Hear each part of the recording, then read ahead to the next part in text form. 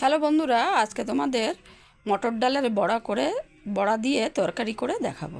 প্রথমে মটর ডালটা 2 ঘন্টা মতো ভিজিয়ে রাখার পরে জল থেকে তুলে মিক্সিতে মিক্স করে নিয়ে তার ভিতরে নুন, হলুদ, লঙ্কার গুঁড়ো, একটু জিরের গুঁড়ো, তার ভিতরে 2 চামচ মতো বেসন দিয়ে ভালো করে ফেটিয়ে নিয়েছি। ফেটিয়ে নেওয়ার পরে কড়াইতে তেল দিয়ে তেল গরম হওয়ার পরে তারপরে বড় বড় করে বড়া করে লাল লাল করে ভেজে তুলে রেখেছি। তুলে রাখার পরে যে তেলটা আছে আরেকটু তেল দিয়ে তার ভিতরে আলু, ক্যাপসিকাম আর পটল আলাদা আলাদা করে ভেজে তুলে রেখেছি। তুলে রাখার পরে যে তেলটা আছে তার ভিতরে কালো জিরে, তেজপাতা ফোড়ন দিয়ে তার ভিতরে একটা টমেটো কেটে দিয়ে নাড়াচাড়া করে তার ভিতরে যে পেস্ট করা মশলাটা ছিল, চালমগজ, পোস্ত, গোটা গরম মশলা, একটা তেজপাতা, একটু শুকনো লঙ্কা পেস্ট করা ওর ভিতরে দিয়ে ভালো করে কষিয়ে নিলাম। কষিয়ে নিয়ে যখন তেলটা বেরোলো তার ভিতরে জল দিয়ে দিলাম।